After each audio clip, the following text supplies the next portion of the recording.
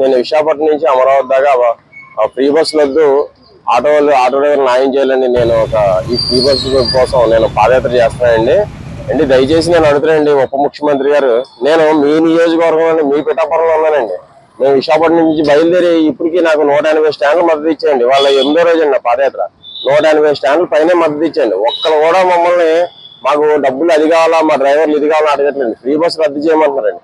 మీరు చేసే పథకం వల్ల మా ఆటో సోదరులు ఎవరు కూడా ఈ సరిగ్గా బేరాలు లేకుండా, సరిగ్గా సర్వీస్ లేకుండా చాలా ఇబ్బందులు పడుతున్నాయండి. మేము ఫైనాన్స్లు కట్టుకుంటామండి, లేదంటే ఆటో సర్వీస్ చేయించుకుంటాం, ఆటో డీజిల్ వేసుకుంటామా, లేదంటే మేము ఏ విధంగా సంపాదించుకోవాలండి.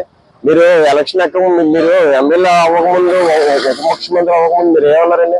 ప్రజలు ఎవరిని సోమరపోతులుగా తయారు చేయమన్నారు. ఈ రోజు నేను మీ నియోజకవర్గంలో మీ పిఠాపురంలో ఉండి అడుగుతున్నానండి. ఇప్పుడు మీరు చేస్తున్న ప్రయత్నం ఏంటండి? కనీసం స్పందిస్తున్నారండి దీని మీద. నేను ఇప్పుడు మీ దగ్గరికి వస్తున్నానండి, అమరావతికి వస్తున్నాను. అమరావతి వచ్చి అమరావతి దగ్గర మిమ్మల్ని అడుగుతాను. ఆ రోజు మీరు అన్ని మాట్లాడండి. రాజకీయాల్లో రాకముందు ఎవరు ప్రజలు సోమరపోతులు చేయలేదు, రాష్ట్రం అంతా బాగు చేస్తున్నా. ఇదేనండి రాష్ట్రం బాగు చేయడం.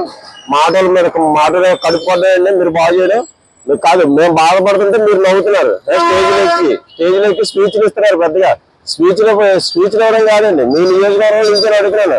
ప్రజలకు ఏదైనా పనిపించే పని చేయండి. ఉచిత హామీలు ఇవ్వద్దండి, అర్థం చేసుకోండి ఇప్పటికైనా. కానీ ఆ ఉచిత హామీల వల్ల 1000 కోట్ల అప్పు ఎవరైనా తీరుస్తారు? ఒకప్పుడు మీరేగా చెప్తారు.